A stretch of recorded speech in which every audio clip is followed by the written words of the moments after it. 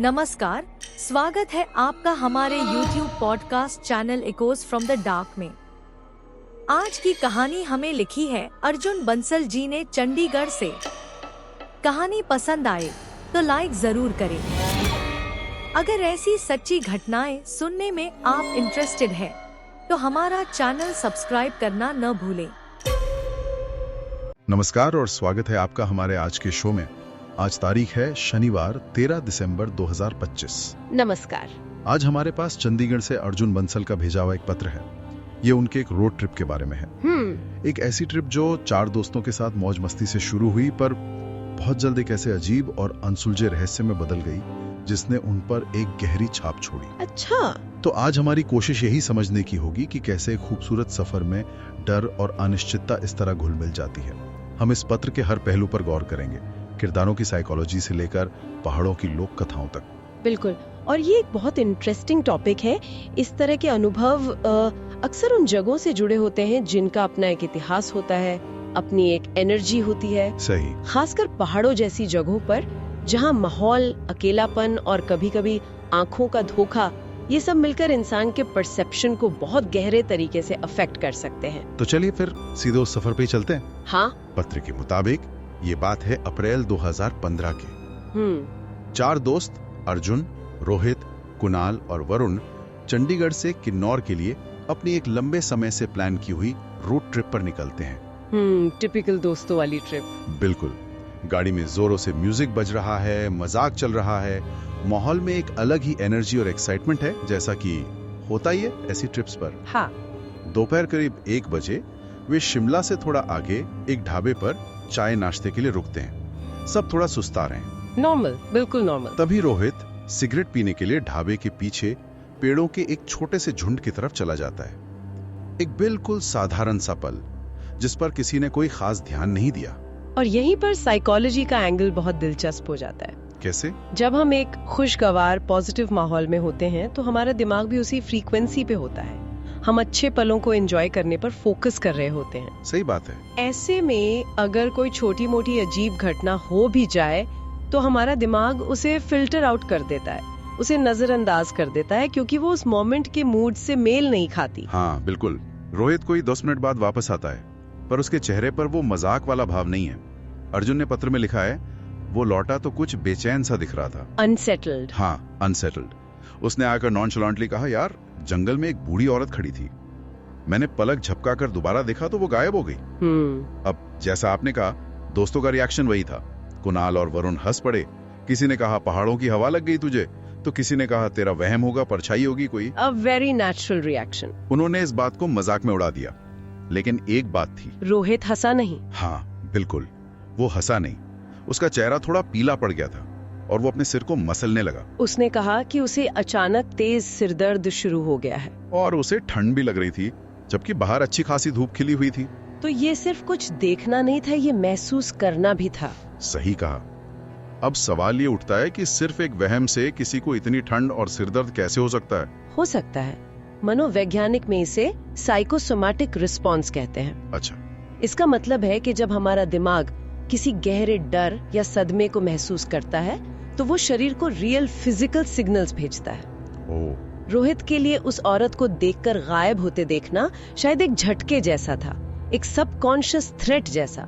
उसके दिमाग ने उस पर रिएक्ट किया और शरीर में फाइट और फ्लाइट रिस्पॉन्स ट्रिगर कर दिया, जिससे कंपकपी, सिरदर्द जैसे लक्षण पैदा हुए। एग्जैक्टली। उसका शरीर वही महसूस कर रहा था जो एक असल खतरे के समय करता। इसे सिर्फ वहम कहना, इसकी बायोलॉजिकल रियलिटी को नजरअंदाज करना होगा। मतलब उसका डर सिर्फ दिमाग में नहीं, बल्कि उसके शरीर पर भी असर कर रहा था। हाँ। खैर, दोस्तों ने इस पर ज्यादा ध्यान नहीं दिया। रोहित ने सिरदर्द की गोली खाई, थोड़ी देर में सब नॉर्मल हो गया और गाड़ी आगे बढ़ गई। लेकिन ये सिलसिला यहीं रुकने वाला नहीं था। कुछ घंटों बाद, करीब 3:30 बजे, वे नारंगकंडा के पास पहुंचते हैं। एक खूबसूरत लेकिन सुनसान रास्ता, और बाकी सब सो रहे हैं। हाँ, गाड़ी में बाकी सब सो रहे हैं। अर्जुन घंटों से ड्राइव करके थक चुका है, तो वो थोड़ा ब्रेक लेने के लिए गाड़ी सड़क के किनारे लगाता है और सिगरेट पीने बाहर निकलता है। अकेला। बिल्कुल। अर्जुन उस माहौल का जिक्र करता है। चारों तरफ मौज जैसी शांति, ऊंचे देवदार के पेड़ और हवा में एक अजीब सी ठंडक। और तभी उसकी नजर पड़ती है सड़क से थोड़ी ऊंचाई पर पेड़ों के बीच छुपी हुई एक बूढ़ी औरत। वही औरत। पत्र में उसका हुलिया बहुत ही स्पेसिफिक है। सफेद बाल, नेवी ब्लू रंग का सलवार सूट और उम्र 70 के पार। और सबसे अजीब बात, वो बिना पलक झपकाए सीधे अर्जुन को घूर रही थी। उस सुनसान जगह पर उसे देखकर अर्जुन के मन में एक अजीब सा डर बैठ गया। फिर भी अर्जुन हिम्मत करके पूछ बैठता है, आंटी जी कोई मदद चाहिए? और जवाब आता है एक सपाट, बिल्कुल भावनाहीन आवाज में, नहीं बेटा। अर्जुन लिखता है कि इस आवाज में कोई वार्मथ नहीं थी, कोई इमोशन नहीं था। और फिर वो गायब हो गई। हाँ, जैसे उसने जवाब सुन के पलक झपकाई, वो औरत वहाँ नहीं थी, गायब। और यहाँ पर जो बात गौर करने वाली है वो है पैटर्न का दोहराव। हाँ, रोहित की तरह ही अर्जुन को भी उस औरत के गायब होते ही अचानक तेज ठंड लगती है और एक हल्का हल्का सिरदर्द शुरू हो जाता है। वही एग्जैक्ट फिजिकल सिम्टम्स। बिल्कुल। अब यहाँ पर एक और साइकोलॉजिकल एंगल आता है, पावर ऑफ सजेशन का।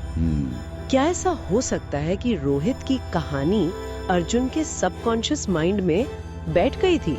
यही सवाल मेरे मन में भी आया था कि शायद रोहित की बात सुनकर अर्जुन के दिमाग ने उसके साथ खेल खिलाओ। ये एक बहुत वैलिड पॉसिबिलिटी है। हमारा दिमाग पैटर्न्स ढूंढने में माहिर है, लेकिन इस थ्योरी को जो चीज कमजोर करती है वो है दो बातें। क्या? पहली, अर्जुन ने जो हुलिया देखा, नेवी ब्लू सूट, सफेद बाल, उसका जिक्र रोहित ने अपनी कहानी में पहले नहीं किया था। उसने सिर्फ बूढ़ी औरत कहा था। सही कहा, ये डिटेल तो नहीं बताई थी। और दूसरी, वही एग्जैक्ट फिजिकल सिम्टम्स का लौटना। सजेशन से आप कुछ देख सकते हैं, लेकिन वही सिरदर्द और कंपकपी महसूस करना, ये चीज को सिर्फ दिमागी खेल से कहीं ज्यादा पेचीदा बना देता है ना? हाँ बिल्कुल। और ये उलझन तब और भी ज्यादा गहरी हो जाती है जब वो लोग रात में रामपुर पहुंचते हैं। अर्जुन के दिमाग में वो औरत और उसकी खाली आंखें घूम रही हैं। बाकी दोस्त रिलैक्स कर रहे हैं, लेकिन अर्जुन और रोहित के बीच एक अनकही टेंशन है। समझ सकती हूँ। आखिरकार अर्जुन हिम्मत करके रोहित से अकेले में पूछता है, बड़े कैजुअली, यार रोहित, वो जो औरत तूने शिमला के पास देखी थी, उसने पहना क्या था? और रोहित का जवाब? अर्जुन लिखता है कि रोहित ने बिना एक पल भी सोचे जवाब दिया, नेवी ब्लू सूट, सफेद बाल, 70 से ज्यादा उम्र। क्यों, क्या हुआ? My God. अर्जुन ने तो होश ही उड़ गए। वो लिखता है, मेरा तो दिल ही बैठ गया। मुझे पूरे शरीर में एक ठंडी लहर महसूस हुई। वो कांपती हुई आवाज में अगला सवाल पूछता है, उसकी आंखें कैसी थी? और इस बार रोहित की आवाज धीमी हो जाती है। वो कुछ सोचते हुए कहता है, खाली थी यार, बिल्कुल एक्सप्रेशनलेस, जैसे उनमें जान ही ना हो। ये इस पूरी कहानी का टर्निंग पॉइंट है।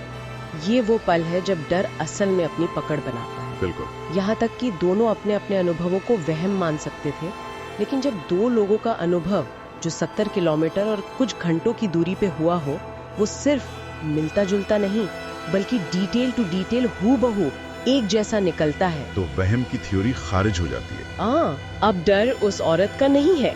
डर इस बात का है कि उनकी हकीकत एक दूसरे से इस तरह जुड़ गई है जिसे झुटलाना नामुमकिन सा लगता है। ये वैलिडेशन ही सबसे डरावनी चीज है। Not similar, not coincidental, identical. Arjun ने ये शब्द लिखे, हूबहू एक जैसा। बिल्कुल। इस घटना के बाद ट्रिप का बाकी हिस्सा खामोशी में गुजरा।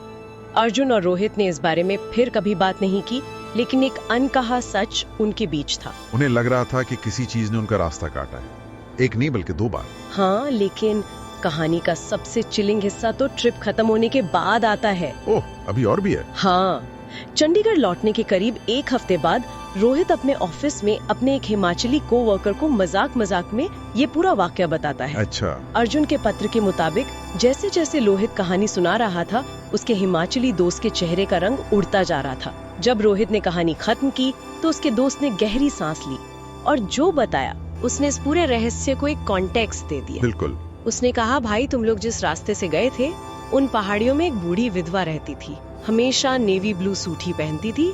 कुछ साल पहले नारकंडा के पास उसी हाईवे पर एक हिट एंड रन एक्सीडेंट में उसकी मौत हो गई थी। और फिर उसने वो बात कही जिसने सब कुछ जोड़ दिया।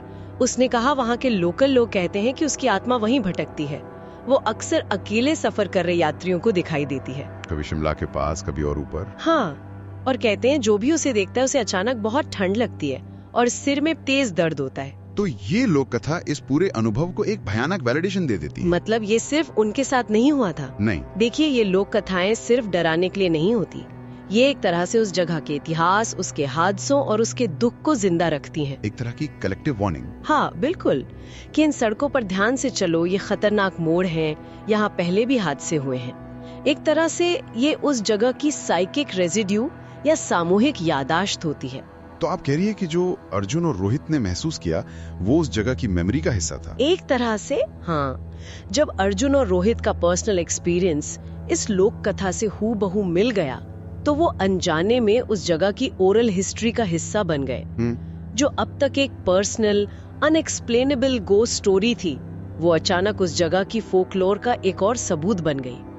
ये उनके डर को और गहरा कर देती है, क्योंकि अब ये सिर्फ उनका अनुभव नहीं रहा, बल्कि उस जगह की एक स्थापित सच्चाई बन गया। सही कहा, जिसे और लोग भी मानते हैं और सालों से मानते आ रहे हैं। अर्जुन अपने पत्र के आखिर में एक बहुत गहरी बात लिखता है। वो कहता है, पहाड़ खूबसूरत है हाँ, लेकिन वे अपने मुर्दों को अपने बहुत करीब रखते हैं। वाह। वो कहता है कि उस दिन के बाद से जब भी वो चंडीगढ़ से पहाड़ों की तरफ ड्राइव करता है तो वो जंगलों, अंधेरे मोड़ों और ढलानों पर ज्यादा देर तक देखने से बचता है, क्योंकि उसे डर लगता है कि शायद किसी सुनसान पहाड़ी सड़क पर नेवी ब्लू सूट में एक औरत अब भी खड़ी हो सकती है, देख रही है और शायद इंतजार कर रही है कि कोई उसे फिर से नोटिस करे। हाँ, तो ये पत्र हमें एक साधारण रोड ट्रिप के माध्यम से विश्वास, संयोग और अनजाने डर की एक ऐसी दुनिया में ले जाता है जहां हकीकत और वहम के बीच की लकीर बहुत धुंधली हो जाती है। और यह हमारे सुनने वालों के लिए एक अंतिम विचार छोड़ जाता है। क्या? ऐसी कहानियों में कितनी सच्चाई होती है और कितना हमारा डर, ये कहना हमेशा मुश्किल होता है।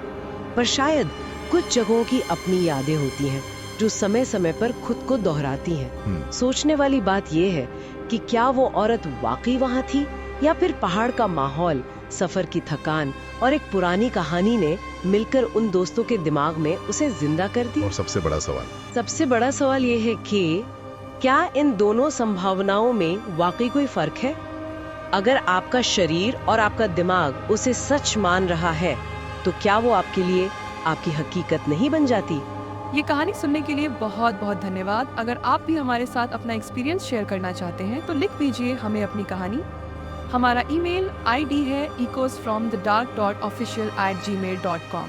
आपकी कहानी का इंतजार रहेगा। फिर मिलते हैं अगले एपिसोड में। चैनल को सब्सक्राइब करना ना भूलें।